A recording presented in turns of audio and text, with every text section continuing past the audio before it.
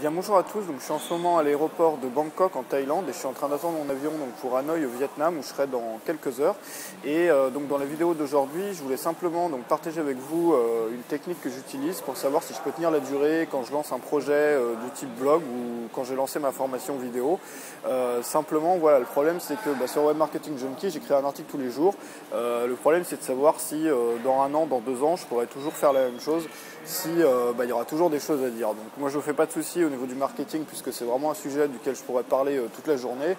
Je lis énormément de choses là-dessus, je suis vraiment passionné là-dessus. Ce que j'ai fait quand j'ai lancé Web Marketing Junkie, c'est que j'ai fait une liste de sujets pour 6 mois. Alors j'ai pas du tout suivi cette liste-là. L'objectif c'était simplement de savoir si je pouvais trouver plus de 150 idées d'articles et si je tournais pas en rond au bout d'un moment. Et pour la formation vidéo, c'est la même chose. Donc j'ai préparé une liste donc, de sujets de formation vidéo donc, pour les 6 prochains mois que je ne vais pas suivre à la lettre non plus. Simplement l'idée c'était de savoir si je peux tenir 6 mois. Et donc si vous pouvez tenir 6 mois, en général vous pouvez tenir 2 ans, vous pouvez tenir 3 ans, puisque les sujets se renouvellent, il y a des nouveaux sujets qui vont arriver, il y a des sujets que vous pouvez aborder sous différents angles.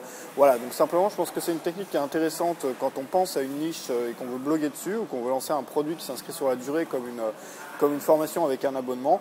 Simplement de faire une liste, de prendre le temps de faire une liste et d'essayer de voir si c'est possible d'en parler pendant 6 mois en respectant le rythme qu'on a choisi. Donc par exemple moi pour ma formation toutes les semaines ou pour le blog tous les jours. Si vous bloguez toutes les semaines, essayez de trouver 25 sujets d'articles, c'est pas très difficile.